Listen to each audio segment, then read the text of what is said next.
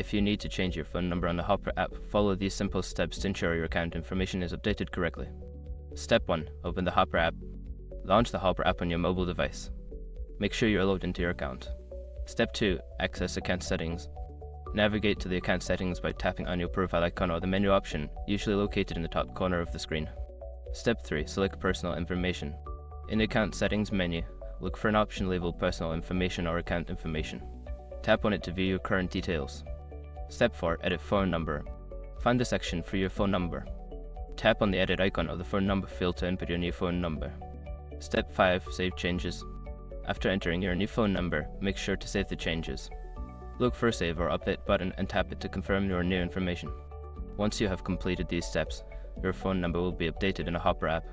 If you encounter any issues, consider reaching out to Hopper's customer support for assistance.